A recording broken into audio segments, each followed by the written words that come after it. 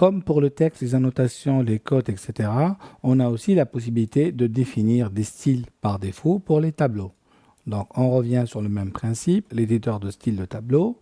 Je peux créer un nouveau ou modifier le standard. Et j'arrive ici sur mes onglets. Donc là, sur l'onglet général, je peux décider des marges, des types de données, l'alignement par défaut, en haut, au centre, en haut, en bas.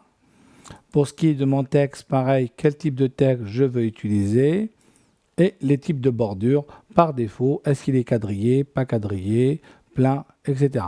La définition de ce style, une fois qu'on l'a défini, on va valider OK. On peut créer ici un nouveau style. Je vais l'appeler test. On va juste l'appliquer à notre style. On va enlever, par exemple, le quadrillage. On va enlever complètement le quadrillage. Je vais augmenter la taille de mon texte. Je vais le mettre par 8 par défaut. Et dans l'onglet général, je vais faire une couleur de remplissage de forme du tableau.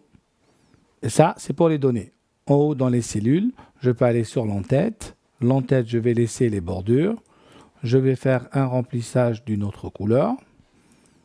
Et pour tout ce qui est du titre, on a ici le titre. On va pouvoir aussi lui déterminer une autre couleur. 3 niveaux au niveau de mon style.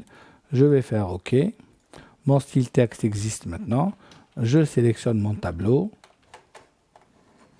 Et j'ai la possibilité ici dans Annotation d'aller lui appliquer mon style texte. Je fais échappe et vous voyez bien ici la disparition des lignes et l'apparition des couleurs par rapport à mon cellule. Et si la cellule a été fusionnée avec celle du haut, donc avec le niveau 2. Par défaut, mon style contient 3 niveaux, mais je pourrais aussi le redéfinir sur 2 niveaux, voire sur un niveau.